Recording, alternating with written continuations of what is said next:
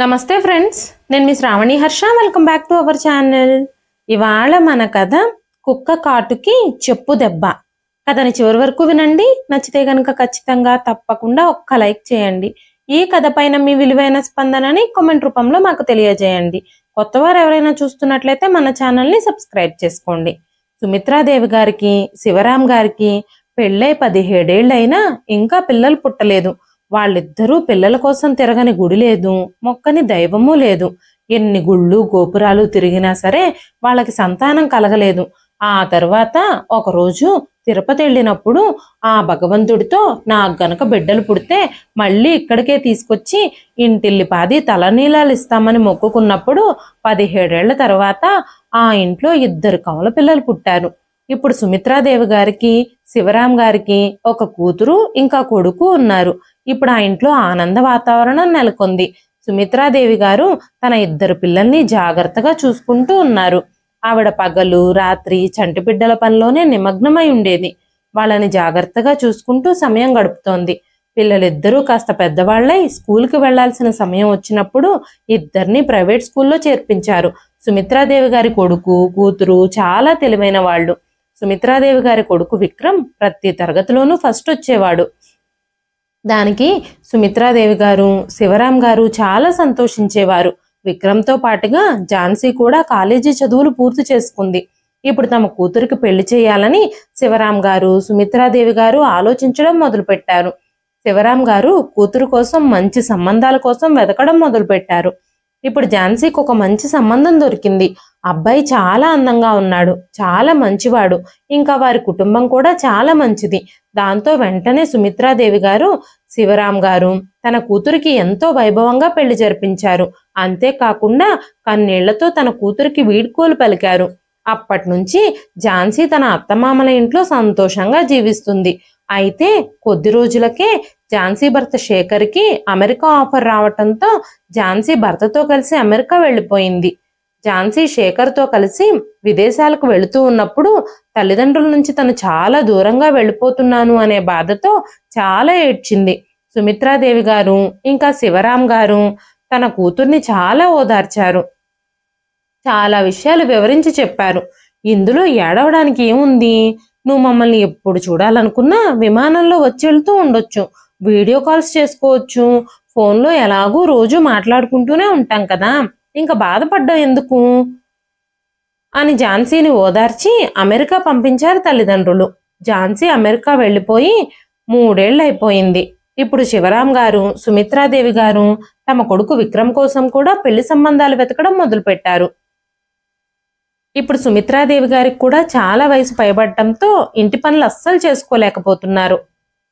కోడలు ఎప్పుడొస్తుందా, ఇంటి పనుల నుంచి ఎప్పుడు విశ్రాంతి దొరుకుతుందా అని ఆవిడ ఎదురు చూడడం మొదలుపెట్టారు. విక్రమ్కి ఒక మంచి సంబంధం దొరికింది. కొడుకు పెళ్లి ముహూర్తం దగ్గర పడుతున్నప్పుడు ఝాన్సీ కూడా అమెరికా నుంచి తల్లిదండ్రుల దగ్గరకు వచ్చింది. ఝాన్సీ భర్త శేఖరు పెళ్లి పనుల్లో సాయం చేయడం, పెళ్లి కార్యక్రమాలన్నీ దగ్గరుండి చూసుకోవడం, ఇద్దరూ పెళ్లి తమ చేతుల మీదుగానే జరిపించారు. విక్రమ్ పెళ్లి అంగరంగ వైభవంగా జరగడంతో ఆ ఇంట్లో కొత్త కోడలు అడుగు పెట్టింది. విక్రమ్ పెళ్లి జరిగిపోయిన తర్వాత ఝాన్సీ మళ్ళీ తన భర్తతో కలిసి అమెరికా వెళ్ళిపోయింది. కొన్ని నెలల వరకు అంతా సౌజన్యంగానే సాగింది. కానీ కాలక్రమంలో విక్రమ్ భార్య ప్రియ ప్రవర్తనలో మార్పు రావడం మొదలైంది. అత్తగారు తనకేదైనా పని చెప్తే ప్రియకి అస్సలు నచ్చేది కాదు. తనకి చాలా కోపం వచ్చేది. తను ప్రతి విషయానికి అత్తగారిపై కోపం తెచ్చుకునేది. విక్రమ్ రోజంతా చాలా సమయం ఆఫీస్లోనే గడిపేవాడు. ప్రియ మాత్రం రోజంతా తన అత్తమామలతో కలిసి ఇంట్లోనే ఉండేది.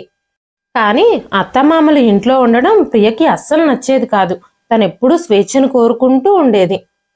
అందుకే ప్రియ తన భర్త విక్రమ్తో అత్తమామలపై లేనిపోని చాడీలు చెప్తూ విక్రమ్ని రెచ్చగొడుతూ ఉండేది. దీంతో విక్రమ్ తన తల్లిదండ్రులతో సరిగ్గా మాట్లాడడం కూడా మానేశాడు. ఆ తర్వాత ఒకరోజు విక్రమ్ బైక్ కొనుక్కోవడం కోసం తన తండ్రి శివరాం గారిని డబ్బులు అడిగాడు. కానీ శివరాం గారు డబ్బులు ఇవ్వడానికి అస్సలు ఒప్పుకోలేదు. ఎందుకంటే ఆ డబ్బులు వాళ్ళ వృద్ధాప్యం కోసం చాలా కష్టపడి దాచుకున్నారు.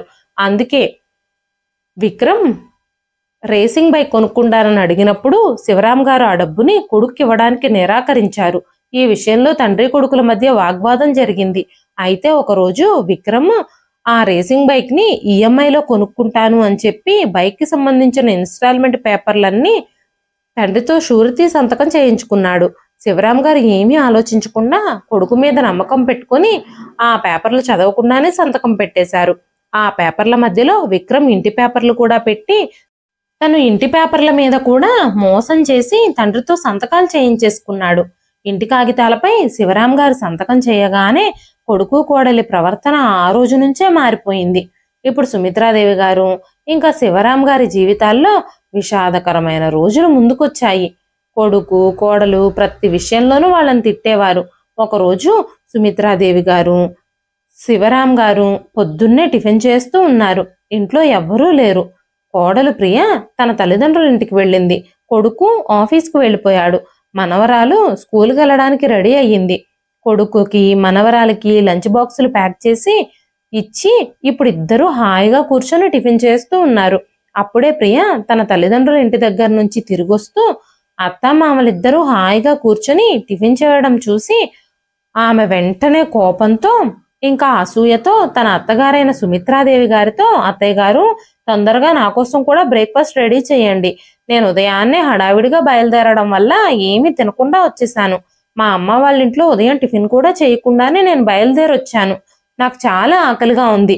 మీరు త్వరగా టిఫిన్ రెడీ చేసి నా రూమ్కి తీసుకురండి. నేను ఈలోపు కాస్త ఫ్రెష్ అవుతాను అంది ప్రియ. ప్రియ ఇప్పటి వరకు తన అత్తామామలతో ఆ విధంగా ఎప్పుడూ మాట్లాడలేదు. ఎప్పుడూ అత్తగారికి ఏ పని చెప్పేది కాదు, ఏ పని చేయమని అడిగేది కూడా కాదు. అయితే ఈ రోజు కోడలు ఈ విధంగా మాట్లాడుతూ ఉన్నందుకు సుమిత్రాదేవి గారికి శివరాం గారికి చాలా ఆశ్చర్యంగా అనిపించింది. వాళ్ళిద్దరూ ఒకరి ముఖాలొకరు చూసుకున్నారు. ఇంతలోనే ప్రియ మళ్ళీ అడిగింది, అత్తయ్య నా మాటలు మీకు వినిపించడం లేదా, లేక వినిపించినట్టు నటిస్తున్నారా? ఇంకా ఇక్కడే కూర్చున్నారు, వెళ్ళి బ్రేక్ఫాస్ట్ రెడీ చేయండి అనగానే ప్రియా ఈ రోజు మీ అత్తగారితో ఎందుకలా మాట్లాడుతున్నావు అంటూ శివరాం గారు అడిగారు. వెంటనే ప్రియ పెడసరంగా నేను ఎలా మాట్లాడాలి, ఎవరితో ఎలా మాట్లాడాలి, ఎవరితో ఎలా మాట్లాడకూడదు అనే విషయాలు కూడా మీ దగ్గర ట్రైనింగ్ తీసుకోవాలా ఏంటి? మీరిద్దరూ రోజంతా మంచాలకే పరిమితమై విశ్రాంతి తీసుకుంటూ ఉంటారు. ఇప్పటి వరకు మీరిద్దరూ హాయిగా టిఫిన్ చేస్తూనే ఉన్నారు కదా. అత్తగారు నా కోసం టిఫిన్ రెడీ చేస్తే ఆవిడేమైనా అరిగిపోతుందా అంది ప్రియ. శివరాం గారు ఏదో మాట్లాడే లోపే సుమిత్రాదేవి గారు ఆయన్ని అడ్డుకొని కోడలు ప్రయాణం చేసి అలసిపోయినట్టుంది, మీరేం మాట్లాడకండి అంటూ సుమిత్రాదేవి గారు ప్రియతో, అమ్మా ప్రియా నువ్వు నీ గదిలోకి వెళ్ళి విశ్రాంతి తీసుకో, నేను నీ కోసం టిఫిన్ రెడీ చేసి తీసుకొస్తాను. మేమిద్దరం టీ తాగేశాం కాబట్టి పాలైపోయాయి, నేను నీకోసం ఉప్మా రెడీ చేయనా అని అడిగారు సుమిత్రాదేవి గారు. ఆ మాటలు విన్న ప్రియాకి అత్తగారి మీద చాలా కోపం వచ్చింది. మీ ఇద్దరికీ ఏ పని లేదు, కానీ ఎప్పుడూ టీలు టిఫిన్లు ఇలాంటి విషయాల్లో అస్సలు అశ్రద్ధ చేయడమే లేదు కదా. మీరు పైసా సంపాదన లేదు కానీ 10 సార్లు టీ తాగుతారు. టైంకి టిఫిన్లు భోజనాలు అన్నీ రెడీగా ఉండాలి మీకు. మీరు ఈ ఇంట్లో ఉన్నన్ని రోజులు నాకు అస్సలు ప్రశాంతత అనేదే దొరకదు అంది. సుమిత్రాదేవి గారు చిన్న పెద్ద అనే మాటలన్నీ మర్చిపోయి తమ వయసుకు కూడా మర్యాద ఇవ్వకుండా మాట్లాడుతున్న ప్రియని చూసి, ప్రియా నీకేమైంది రోజు? అత్తామామలమన్న గౌరవం కూడా లేకుండా నువ్వు నీ ఇష్టం వచ్చినట్టు మా ముందు మాట్లాడుతున్నావు. విక్రమ్ రానివ్వు, ఈ సమస్యని తను ఎలా పరిష్కరిస్తాడో నేను చూస్తాను అన్నారు శివరాం గారు. సాయంత్రం ఆఫీస్ నుంచి వచ్చేసరికి విక్రమ్ కోసం శివరాం గారు సుమిత్రాదేవి గారు ఎదురు చూస్తూ ఉన్నారు. విక్రమ్ ఆఫీస్ నుంచి రాగానే శివరాం గారు తన కొడుకుతో, బాబు విక్రమ్ ఈ రోజు నీ భార్య ప్రియకి ఏమైందో తెలియదు. ఈ రోజు కోడలు మాతో చాలా తప్పుగా మాట్లాడుతోంది. మేమిద్దరం రోజంతా విశ్రాంతి తీసుకుంటూ ఏది కావాలంటే అది తింటూ కూర్చుంటున్నామట. అలాంటి మాటలు వింటే ఎవ్వరి మనసైనా ఖచ్చితంగా కలవరపడుతుంది, గాయపడుతుంది కూడా అనగానే విక్రమ్ కోపంగా, తన మాటల్లో తప్పే ఉంది నాన్న. తను తన భర్త గురించి బాధపడుతోంది. నేను డబ్బులు సంపాదించడానికి పగలు రాత్రి పనిచేస్తున్నాను. మీరేమో వాటిని ఎలా ఖర్చు పెట్టాలా అని చూస్తూ ఉంటారు. పైసా సంపాదన లేదు కానీ ఖర్చులకి ఏమాత్రం వెనకాడడం లేదు మీరు. అందుకే ప్రియకి మీ మీద కోపం వచ్చి ఉంటుంటుంది. తను మాత్రం ఇంకేం చేస్తుంది? ఈ రోజు తను టీ తాగాలి అని అనుకున్నప్పుడు కనీసం తన కోసం మీరు పాలు కూడా మిగల్చలేదట. ఇక ప్రియకి మీ మీద కోపం రాక ఏమొస్తుంది? వెనక ముందు మీరు కూడా ఆలోచించడం లేదు కదా, తనని ఇంకేం చేయమంటారు అన్నాడు విక్రమ్. కొడుకు మాటలన్నీ విన్న శివరాం గారికి కొడుకు కూడా కోడలి పక్షానికే మారిపోయాడని అర్థమైపోయింది. ఇక వెంటనే శివరాం గారు చాలా కోపంగా విక్రమ్తో, ఈ రోజు నీ తల్లిదండ్రులు నీకంత భారంగా అనిపిస్తున్నారా? కన్న తల్లిదండ్రుల్ని భారంగా ఫీల్ అయిన తర్వాత నువ్వు నీ భార్య ఇక ఈ ఇంట్లో ఉండాల్సిన అవసరం లేదు. మీరిద్దరూ ఈ ఇంటి నుంచి వెళ్ళిపోయి మీకు కావలసిన మీ కొత్త ప్రపంచంలో సెటిల్ అవ్వండి. మా ఖర్చులు ఇక నుంచి మేమే చూసుకుంటాం. నువ్వెక్కడికి వెళ్లాలో దాని గురించి ఆలోచించుకో అనగానే విక్రమ్, నాన్న మేం కాదు ఈ ఇంటిని విడిచిపెట్టాల్సింది, ఈ ఇంటిని విడిచిపెట్టాల్సింది మీరే. మీరిద్దరూ ఈ ఇంటిని విడిచిపెట్టి మీకు కావలసిన చోటుకు వెళ్ళిపోవచ్చు అన్నాడు విక్రమ్. ఆ మాటలు శివరాం గారికి అస్సలు అర్థం కాలేదు. మీకు తెలియదేమో నాన్న, ఈ ఇల్లు ఇప్పుడు నాది, నా పేరు మీదే ఉంది. ఈ ఇల్లు నాది కాబట్టి నా ఇంటిపై పూర్తి హక్కులు నాకే ఉంటాయి కదా. ఆ రోజు బైక్ ఇన్స్టాల్మెంట్ పేపర్లపై మీతో సంతకం చేయించుకున్నప్పుడు అందులో ఇంటి డాక్యుమెంట్స్ కూడా పెట్టాను. మీరు వాటి మీద కూడా సంతకాలు చేసేశారు. ఇన్ని రోజుల నుంచి మీ ఇద్దరిని వదిలించుకోవాలని చాలా ప్రయత్నిస్తున్నాను, కానీ నాకు ఎలాంటి మార్గము దొరకలేదు. అందుకే నేను ఈ ఆలోచన చేశాను. దీని ద్వారా నేను మిమ్మల్ని వదిలించుకుంటాను. ఈ ఇల్లు కూడా నా సొంతం అవుతుంది అంటూ నవ్వుతూ అన్నాడు విక్రమ్. వెంటనే శివరాం గారు కోపంతో, ఎంత దౌర్భాగ్యపు కొడుకును కన్నాను నేను. తల్లిదండ్రులకు నువ్వు ఇచ్చే బహుమతి ఇదేనన్నమాట. పిల్లలు లేరని ఎన్నో పూజలు మొక్కులు మొక్కితే పుట్టావు నువ్వు. ఇందుకోసమే, ఈ రోజును చూడడం కోసమే మిమ్మల్ని కష్టపడి కన్నామనుకుంటా మేము. నిన్ను కష్టపడి పెంచి ప్రయోజకుణ్ణి చేసి నీకు కావలసినవన్నీ సమకూర్చిన నీ తల్లిదండ్రులు ఈ రోజు నీకు బరువైపోయారా అన్నారు శివరాం గారు. వెంటనే విక్రమ్, నాన్న, ప్రతి తల్లిదండ్రులు పిల్లల కోసం ఏదైతే చేస్తారో అదే నువ్వు నా కోసం చేశావు. మీరేదో గొప్ప పని చేశారన్నట్టు ఫీల్ అయిపోకండి. అయినా ఇన్ని రోజులు నువ్వు నేను సంపాదించిన డబ్బులతోనే తిండి తింటున్నావు. కానీ ఇప్పుడు ఇక మీదట ఇక చాలు. మీ అందరి ఖర్చులు నేను భరించలేకపోతున్నాను. నాకు నా సొంత కుటుంబం ఉంది. నా భార్య బిడ్డల్ని నేను జాగ్రత్తగా చూసుకోవాలి.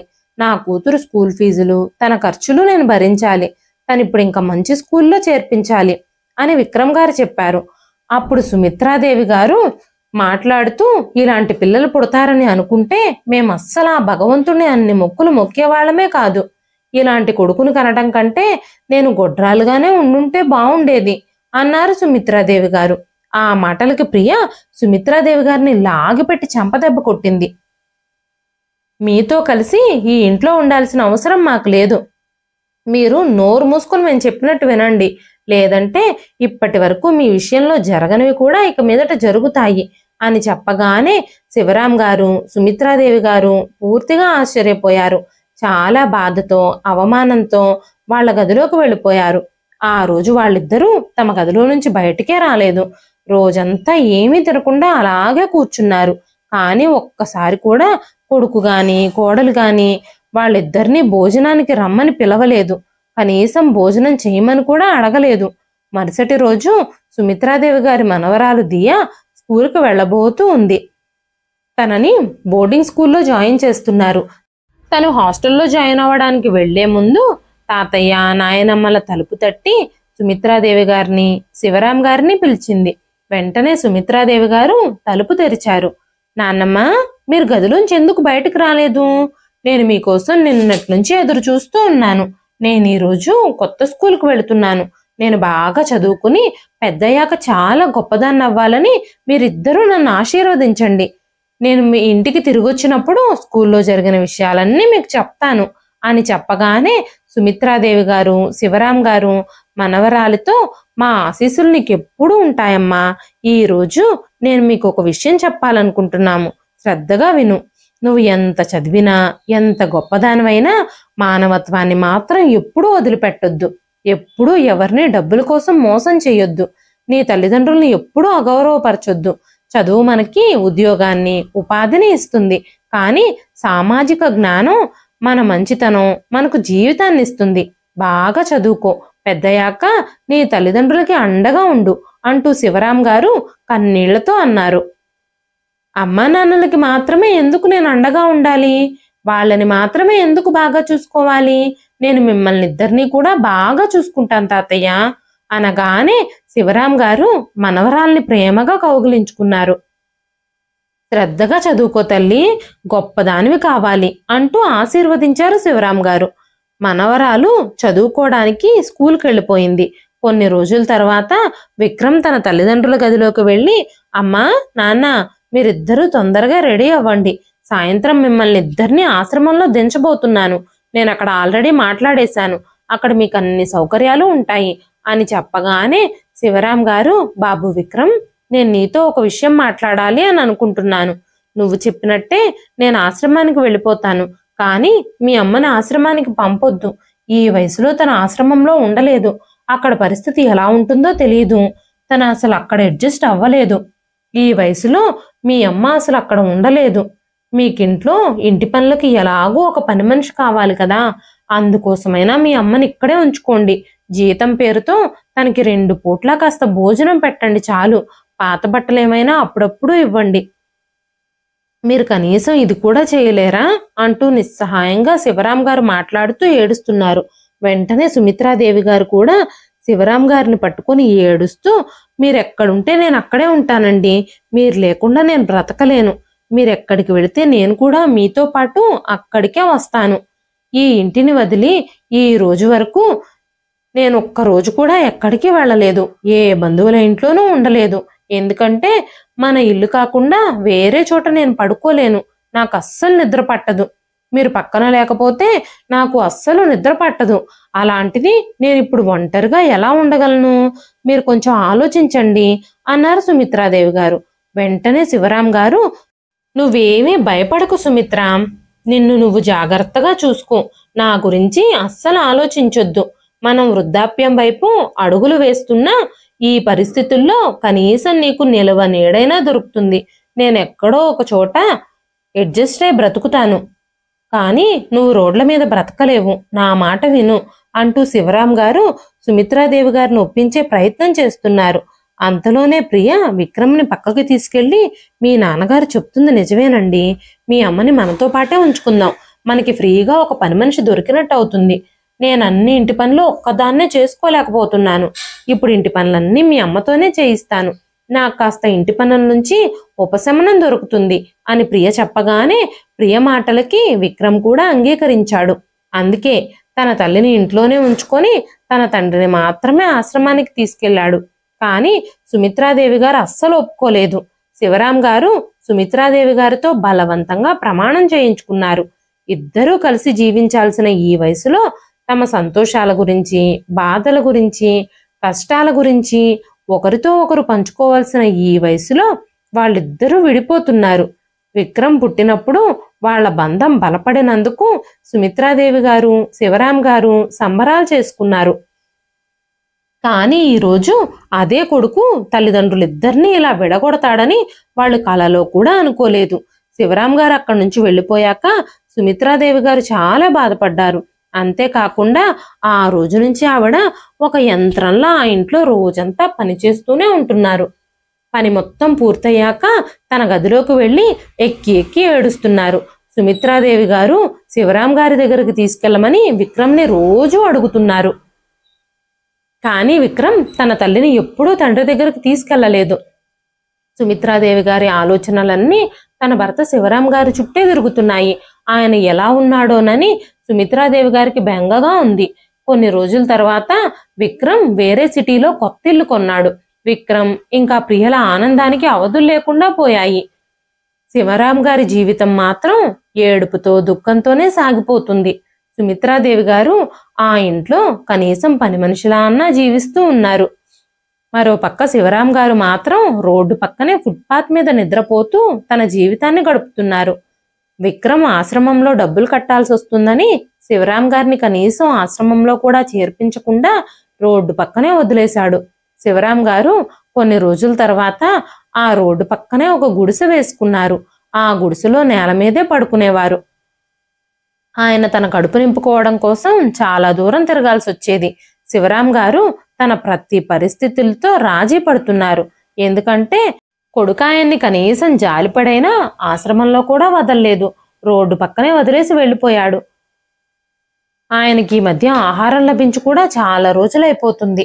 ఒకరోజు ఒక ధనవంతుల ఇంట్లో పెళ్లి జరుగుతూ ఉన్నప్పుడు ఆయన చాలా మంచి భోజనం తిని చాలా కాలం అయింది కాబట్టి ఆ ఫంక్షన్లో భోజనం తినడానికి వెళితే సెక్యూరిటీ వాళ్ళు ఆయన్ని బాగా కొట్టారు. వారం రోజుల నుంచి అతను నీళ్లు తాగి మాత్రమే జీవిస్తున్నాడు. శివరాం గారు తన ఆకలిని కంట్రోల్ చేసుకోలేక రోడ్ల పక్కన ఏదైనా ఫంక్షన్ హాలల్లో ఫంక్షన్లు జరుగుతున్నప్పుడు దొంగతనంగా అక్కడికి వెళ్ళి ఎవ్వరికీ కనపడకుండా భోజనం చేస్తూ ఉండేవారు. ఎవరికైనా కనపడితే వాళ్ళు అవమానిస్తారని కొడతారని తెలిసినా కూడా ఆకలి బాధ తట్టుకోలేక ఆయన అలా చేయక తప్పడం లేదు. మరో పక్క సుమిత్రాదేవి గారు శివరాం గారిని కలవాలని చాలా పట్టుబడుతున్నారు. కానీ విక్రమ్ ఒక్కసారి కూడా ఆవిడ మాటల్ని అర్థం చేసుకోలేదు. ఆవిడ భర్త కోసం పడే బాధని కొంచెం కూడా అర్థం చేసుకోవడం లేదు విక్రమ్. కొన్ని రోజుల తర్వాత విక్రమ్ ఒక న్యూస్ పేపర్ తీసుకొచ్చి ఆ పేపర్లో ఉన్న ఫోటో చూపిస్తూ తనే తన తండ్రి అని పిలుస్తూ సుమిత్రాదేవి గారితో, అమ్మా నాన్న చనిపోయారు, ఆ విషయం న్యూస్ పేపర్లో కూడా వచ్చింది, కాబట్టి నువ్వు ఇక నాన్నని కలవాలి అన్న ఆలోచనలు మానేయి అంటూ తన తల్లితో చెప్పాడు. విక్రమ్ ఎన్నిసార్లు తన తండ్రి చనిపోయాడని చెబుతున్నా సుమిత్రాదేవి గారు మాత్రం తన భర్త లేడు అనే విషయాన్ని అస్సలు ఒప్పుకోవడం లేదు. తన భర్త ఈ లోకంలో లేడు అనే విషయాన్ని ఒప్పుకోవడానికి సుమిత్రాదేవి గారి హృదయం సిద్ధంగా లేదు. సుమిత్రాదేవి గారు తన భర్త ఫోటోని గుండెలకి హత్తుకొని ఏడుస్తూనే ఉన్నారు. ఈ రోజు ఏ భార్యకి అంత సులభం కాదు ఇలాంటి విషయాన్ని జీర్ణించుకోవడం. అలా కొన్ని నెలలు గడిచిపోయాయి. విక్రమ్ శివరాం గారు చనిపోయారని చెప్పి దాదాపు ఏడాది కావస్తుంది. కానీ నేటికి సుమిత్రాదేవి గారి మనసులో భర్త బ్రతికే ఉన్నాడు అన్న దృఢమైన నమ్మకం ఉంది. ఆయన జ్ఞాపకాలన్నీ ఆవిడ కళ్ళ ముందు మెరుస్తూనే ఉన్నాయి. ఒకరోజు ఉదయాన్నే ప్రియ అత్తగారి గదిలోకి వచ్చి తన పాత చీరల్లో ఒకటి అత్తగారి ముఖం మీద విసిరి, ఈ చీర కట్టుకుని బయటకు రండి, పంతులు గారు కాసేపట్లో వస్తున్నారట, చాలా పనులు మిగిలిన్నాయి, ఇప్పుడు ఈ పనులన్నీ ఎవరు చేస్తారు, చనిపోయిన మీ భర్త వచ్చి చేస్తాడా అనగానే సుమిత్రాదేవి గారు, అమ్మా ప్రియా నువ్వు అలా మాట్లాడొద్దు, మీ మామయ్య గారు బ్రతికే ఉన్నారు, ఆయన చనిపోలేదని ఆయనకి ఏమీ కాలేదని నా హృదయం చెప్తుంది, ఆయనకి ఏమీ జరుగుండదు అంటూ సుమిత్రాదేవి గారు మాట్లాడుతూనే ఉన్నారు. ఆ రోజు వార్తాపత్రికల్లో ఆయన ఫోటో చూశారుగా, అయినా మీకు నమ్మకం లేదా అంది ప్రియా. వెంటనే సుమిత్రాదేవి గారు, నా భర్త గురించి అలా మాట్లాడొద్దమ్మా, అది గుర్తు తెలియని శవం అని ఆ పేపర్లో రాసుంది, అది మీ మామగారిది కానే కాదు అంటూ సుమిత్రాదేవి గారు కన్నీళ్లు పెట్టుకున్నారు. ఇలాంటి పనులన్నీ మీరు చెయ్యొద్దు, నేను తట్టుకోలేకపోతున్నాను. ముందుగా మీరు నా భర్త నుంచి నన్ను దూరం చేశారు, ఆ తరువాత ఆయన ఒక్కసారి కూడా కలవనివ్వలేదు, ఈ రోజు మీరు ఆయనకి శ్రార్థం కూడా చెయ్యాలని అనుకుంటున్నారు. నా జీవితాన్ని ఇంత దుఃఖంలో ముంచుతున్న మీరు ఎప్పుడూ సంతోషంగా ఉండకూడదని మిమ్మల్ని నేను శపిస్తున్నాను. నేను నా భర్త జ్ఞాపకాలతో ఇప్పటికే బాధపడుతున్నాను. ఇలాంటి పనులన్నీ చేస్తే మీకు కనీసం శాంతి కూడా లభించదు అని చెప్పారు. వెంటనే ప్రియ, నోరు మూసుకుని మేము చెప్పినట్టు వినండి, లేకపోతే మిమ్మల్ని కూడా గొంతు పిసికి చంపేస్తాను, మిమ్మల్ని ఏం చేసినా మమ్మల్ని అడిగేవాళ్లే లేరు, ఇప్పుడు ఇక రండి, వచ్చి పాత్రలన్నీ శుభ్రం చెయ్యండి అని చెప్పగానే సుమిత్రాదేవి గారు పాత్రలు కడగడానికి కూర్చున్నారు. నా భర్త ఆత్మకి శాంతి కలగానని ఇంట్లో చాలా మందికి భోజనాలు పెడుతున్నారు, పండితులను పిలిచి విరాళాలు ఇస్తున్నారు, కానీ మాకు కడుపు నిండా ఒక్క ముద్ద తిండి కూడా పెట్టరు వీళ్ళు.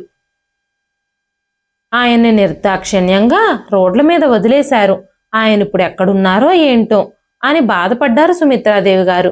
ప్రియ తన అత్తగారిని ఇల్లూడ్చి బయట ఉన్నవన్నీ శుభ్రం చేయమని చెప్పింది. అతిథులందరూ వస్తున్నారు, గబగబా పని కానివ్వమని చెప్పగానే పాపం సుమిత్రాదేవి గారు చీపురు పట్టుకుని ఇల్లంతా శుభ్రం చేస్తున్నారు. ఎంతమంది ఎన్ని చెప్పినా సుమిత్రాదేవి గారు శివరాం గారు చనిపోయారు అన్న విషయాన్ని నమ్మలేకపోతున్నారు. శివరాం గారు ఎక్కడో బ్రతికే ఉన్నారని ఆవిడ హృదయం చెప్తుంది. నేను బ్రతికున్నంత కాలం నా భర్తకి నేను శ్రాద్ధం చెయ్యను అని దృఢంగా నిశ్చయించుకుంది. ఇంటికి అతిథులు రావడం ప్రారంభించారు. కొంతమంది మహిళలు కూడా వచ్చారు. ప్రియ నవ్వుతూ వాళ్ళందరినీ రిసీవ్ చేసుకుంది. అప్పుడు ప్రియా స్నేహితురాలి కళ్ళు అక్కడ ఇల్లు తుడుస్తున్న సుమిత్రాదేవి గారిపై పడ్డాయి. వెంటనే ప్రియా స్నేహితురాలు, ప్రియా మీకింత మంచి పని మనిషి ఎక్కడ దొరికింది, తను చాలా బాగా పనిచేస్తుంది, ఇలాంటి పని మనిషి కోసమే నేను ఎంతో కాలంగా వెతుకుతున్నాను, కానీ మాకు దొరకలేదు. మీరు ఈ ఏరియాకి వచ్చి కొద్ది రోజులు మాత్రమే అవుతుంది, కానీ మీకు ఇంత మంచి పని మనిషి ఎక్కడ దొరికింది అనగానే ప్రియ బచ్చి రాగానే ఇంటి పనుల గురించి మాట్లాడడం మొదలు పెట్టేశారా మీరు? కాసేపు ఇల్లు ఇంటి పనులు ఇవన్నీ మర్చిపోయి సరదాగా గడపండి అంది ప్రియ. వెంటనే తన స్నేహితురాలు కూడా నిజమే, నేను సరదాగా గడుపుదామనే ఇక్కడికి వచ్చాను అంటూ వాళ్ళందరూ మాట్లాడుకుంటూ కూర్చున్నారు. ఆ తరువాత ప్రియ స్నేహితులలో మరొక వ్యక్తి ఈవిడ పని మనిషి కాదు, ఆవిడ ప్రియ వాళ్ళ అత్తగారు. ఈ ప్రియ తనని పని మనిషిలాగా అన్ని పనులు చేయించుకుంటుంది అని చెప్పుకొని అందరూ నవ్వుకోవడం మొదలుపెట్టారు. అంతలో ప్రియ స్నేహితురాలలో మరొకరు, నువ్వు చాలా మంచి పని చేశావు ప్రియా, అత్తగారిని పని మనిషిలాగా మార్చేశావు. అత్తగారిని పని మనిషిలా మార్చడం ఎలాగో కాస్త మాకు కూడా ట్రైనింగ్ ఇవ్వు అనగానే అందరూ సిగ్గు లేకుండా నవ్వడం మొదలుపెట్టారు. ఇంటికొచ్చిన అతిథులందరూ తినడం తాగడం. పాపం సుమిత్రాదేవి గారు అందరి పాత్రలు శుభ్రం చేయడంలో బిజీగా ఉన్నారు. ప్రియా స్నేహితులు సుమిత్రాదేవి గారితో వాళ్ల ప్లేట్లలో మిగిలిపోయిన ఆహారాన్ని బలవంతంగా తినిపించారు. ఇది కూడా తిను, మా ప్లేట్లో ఫుడ్ మిగిలిపోయింది, నా దగ్గర కూడా కొంచెం మిగిలింది, తీసుకొని తిను అంటూ ప్రియ స్నేహితురాళ్ళందరూ సుమిత్రాదేవి గారితో వాళ్ల ప్లేట్లలో ఆహారాన్ని బలవంతంగా తినిపించడం ప్రారంభించారు. అకస్మాత్తుగా ప్రియా స్నేహితులపై బలమైన ఒక చెంపదెబ్బ పడింది. అప్పుడు అందరూ తమ తమ కూర్చున్న ప్లేస్లో నుంచి లేచి నిలబడ్డారు. అప్పటి వరకు ఉల్లాసంగా నవ్వుతూ సెటైర్లు వేసుకుంటూ నడుస్తున్న వాతావరణం ఒక్కసారిగా గంభీరంగా మారిపోయింది. సుమిత్రాదేవి గారు అక్కడికి వచ్చిన ఒక కుర్రాడి వైపే చూస్తూ ఉండిపోయారు. అతను శివరాం గారి ఫోటోకు వేసిన దండ తీసి పక్కకి విసిరేసి ఆ ఫోటోని గోడకి తగిలించి అక్కడికి వచ్చిన అతిథులందరినీ వెళ్ళిపోమని చెప్పాడు. వెంటనే చాలా వరకు అతిథులు అక్కడి నుంచి వెళ్ళిపోయారు. ప్రియా ఇంకా విక్రమ్ ఆ అబ్బాయి మీద కోపంగా అరిచారు. ఎంత ధైర్యం నీకు మా ఇంటికొచ్చి ఇలా చేయడానికి, ఎవరు నువ్వు అంటూ విక్రమ్ ఆ అబ్బాయి మీద చెయ్యెత్తబోయాడు. వెంటనే దియా వెనక నుంచి వచ్చి తన తండ్రి అతని మీద చెయ్యి వేయకముందే వెనక నుంచి తన చెయ్యి పట్టుకుంది. అమ్మా, ఏం చేస్తున్నారు మీరు? మీకు కాబోయే అల్లుడికి ఇలాగే నా స్వాగతం చెప్పేది అనగానే ప్రియ ఆశ్చర్యంగా అడిగింది. ఏం మాట్లాడుతున్నావు దియా నువ్వు అని ఆవేశంగా అంది ప్రియ. అక్కడే నిలబడిన విక్రమ్ కూడా ఏం జరుగుతుంది ఇక్కడ, ఏం చేస్తున్నావు నువ్వు అని అడిగాడు. ఇక్కడికి వచ్చిన అతిథులందరి ముందు ఇతను పెద్ద సీన్ క్రియేట్ చేశాడు. అంత సీన్ క్రియేట్ చేయాల్సిన అవసరం ఏముంది అన్నప్పుడు దియా కోపంగా, సీన్ ఎవరు క్రియేట్ చేస్తున్నారు? మీరు క్రియేట్ చేస్తుంది. తాతయ్య బ్రతికుండగానే నానమ్మ జీవితం నాశనం చేసి ఆయనకు శ్రార్థం పెట్టిస్తున్నారు. మీ ఇద్దరికి సిగ్గులేదా అంది. సుమిత్రాదేవి గారు ఆ మాటలు వినగానే దియా చేయి పట్టుకుని, మీ తాతయ్య నిజంగానే బ్రతికే ఉన్నారా అని అడిగారు. వెంటనే దియకి కాబోయే భర్త సుజిత్, అవును మా అమ్మగారు, తాతగారు బ్రతికే ఉన్నారు అంటూ ప్రియవైపు కళ్ళు చూపిస్తూ, ఎవరైనా ఒకరి నుంచి ఏదైనా లాక్కోవచ్చని మీరు భావిస్తున్నారేమో, కానీ విధిని మాత్రం మనం ఎవ్వరిని ఇంకొకరిది లాక్కోలేము అనగానే ఈ అబ్బాయి దేని గురించి మాట్లాడుతున్నాడు? ఆ ముసలాయన చనిపోయి చాలా కాలం అయింది కదా అంటూ ప్రియ తడబడుతూ మాట్లాడింది. వెంటనే సుజిత్, ఇప్పుడే మీ నిజాలన్నీ బయటపడతాయి అంటూ బయటకు వెళ్లి శివరాం గారిని కారులో నుంచి దించి గేట్లోంచి లోపలికి తీసుకురాగానే కొడుకు కోడలు ఇద్దరి కాళ్ళ కింద నేల జారిపోయింది. శివరాం గారిని చూసి సుమిత్రాదేవి గారు ఏడవడం మొదలుపెట్టారు. సుజిత్ తన కాబోయే అత్తగారు మామగారు అయిన ప్రియా ఇంకా విక్రమ్లతో, ఈ రోజు అమ్మమ్మ తాతయ్య ఇద్దరూ ఈ ఇంట్లోకి గౌరవంగా గృహప్రవేశం చేస్తారు అని చెప్పగానే దియా నాయనమ్మ తాతయ్యలకు హారతిచ్చింది. ఇదంతా చూసిన సుజిత్ కళ్ళల్లో నీళ్లు తిరిగాయి. సుజిత్తో, దియా నువ్వు బామ్మని తాతయ్యని వాళ్ళ గదిలోకి తీసుకెళ్ళు, నేను కాసేపట్లో వస్తాను అని చెప్పగానే సుజిత్ సుమిత్రాదేవి గారిని శివరాం గారిని గదిలోకి తీసుకెళ్లాడు. ఆ తరువాత ప్రియా దియాతో, ఏంటిదంతా, తనెవరు, నువ్వు తన్ని పెళ్లి చేసుకోబోతున్నావా? నీ పెళ్లి విషయంలో నీ నిర్ణయం నువ్వే తీసేసుకుంటావా? మాకెలాంటి హక్కు లేదా? 6 నెలల తరువాత ఈ రోజు మళ్ళీ నువ్వు మన ఇంటికి వచ్చావు. 6 నెలలు అవుతుంది నిన్ను చూసి అనగానే దియా కోపంగా, ఈసారి ఎన్ని నెలల తర్వాతైనా నా ముఖం నీకు కనిపించదు. ఇక భవిష్యత్తులో నువ్వెప్పుడూ నా ముఖాన్ని చూడలేకపోవచ్చు. ఇదే ఆఖరిసారి కావచ్చు అనగానే ప్రియ, అమ్మా దియా, నువ్వెందుకు ఇలాంటి మాటలు చెప్తున్నావు? ఎన్నో పుణ్యాలు చేసుకుంటేనే పిల్లలు పుడతారు కదా అంటూ దియా అక్కడున్న మహిళలందరినీ అడిగింది. అక్కడ ఉన్న వాళ్ళందరూ అవును అని చెప్పారు. కానీ ఒక్క మహిళ మాత్రం ఏమీ మాట్లాడలేదు. ఎందుకంటే ఆవిడికి సంతానం లేదు. వెంటనే దియా, ఆంటీ, మీకు పిల్లలు లేకపోవడం మంచిదే అయ్యింది. ఒకవేళ ఉండుంటే మా అమ్మా నాన్నల్లాగా మిమ్మల్ని కూడా ఏ వృద్ధాశ్రమానికో లేదంటే ఏ రోడ్డు పక్కనో పడేసి ఉండేవారు అని దియా కోపంగా అంది. అక్కడున్న వాళ్ళు, ఏంటిది, మీ అమ్మా నాన్నలు మీ నాయనమ్మ తాతయ్యని ఆశ్రమానికి పంపారా అంటూ ఆశ్చర్యంగా అడిగారు. వెంటనే దియా తల్లివైపు చూస్తూ, ఏమ్మా మీరు పంపలేదా? వీళ్ళు ఎంత దుర్మార్గులంటే మా తాతయ్యని కనీసం ఆశ్రమానికి కూడా పంపకుండా రోడ్డు పక్కన వదిలేశారు. ఇన్ని రోజులు మీకు బుద్ధి ఎలా చెప్పాలా అని ఆలోచిస్తూ ఉన్నాను. ఇప్పుడు సరైన సమయం వచ్చింది. మీరు ఎంత క్రూరంగా తాతయ్యని నాయనమ్మ నుంచి వేరు చేశారు అనగానే కూతురు నోటి నుంచి అలాంటి మాటలు విని ప్రియా షాక్ అయిపోయింది. దియాకి ఇవన్నీ ఎలా తెలుసు? తనకి ఎంత ఆలోచించినా అర్థం కావడం లేదు.